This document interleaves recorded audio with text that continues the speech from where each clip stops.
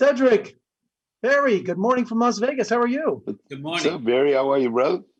What's going on, Cedric? We can have church here today, as my grandma would say. Oh, amen. Now let's go. Well, Barry, this is based on Bob Zellner's autobiography, The Wrong Side of Murder Creek. How close to the events in the book did you keep to and also have dramatic license for it? I took some license for sure. But the events, I try to keep the events as close to how they really happened or how Bob had told me or how he wrote about it. But then there's times I took license, usually it's license from things that actually happened to him. There's a ride out, in a car, taking him out to get him strung up, hung. And the guy in the back says, "Are you really a communist? Can you say something in communist for me?" And that was actually, that didn't happen there to Bob. It actually happened at a different event, a different thing, actually, when he was in jail. So certain things like that, I took elements from his life and kind of reused them in the script. And Cedric, you're known for your comedic roles. I mean, this is a serious dramatic role. Was it a challenge for you? Because you play a reverend where the police are listening to your sermons, they're recording your sermons, just pure fascism going on.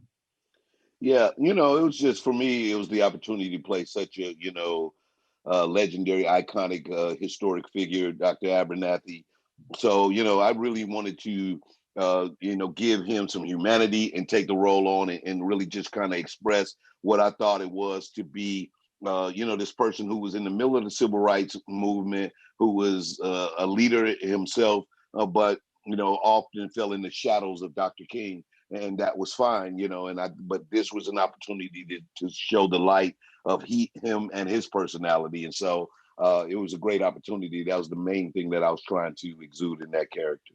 And Barry, this was a difficult film to watch by all definition. Did any actors confide in you in the difficulty in their part or their language or dressed in clown outfits? Because it had to be really, really tough on the set to say those kind of things. I went over and sat with Brian Dennehy in that scene on the bench. And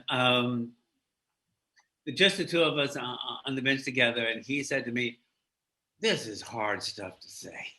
This is hard stuff to say." And yet he showed up take after take after take to deliver that performance. So every once in a while, people would say, "Oh, brother." The recreation of the riot scenes, how difficult it was, because the movie looked just like you were back in the 60s. I was looking at set design and all the props and everything, and it's just like there was painstaking efforts to really recreate that era. Eloise Stammerjohn, who's also from Montgomery and who's a great designer. She came back to Montgomery to work on this movie. But, like the riot scene, we had almost no time and no money to shoot it.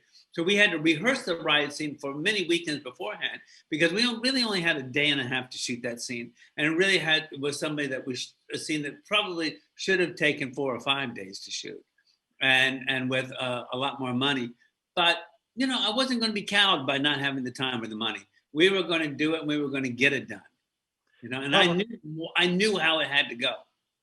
Powerful film, incredible performances, the message even more true than today. Thank you both, you gentlemen, for talking to me today. And Cedric, we're going to see you in Las Vegas soon, right? You got to come visit me. That's right. I'm coming, man. I'm trying to work it out now. Okay, man. I'll be there front row. Take care, guys. All right, brother. All right, later.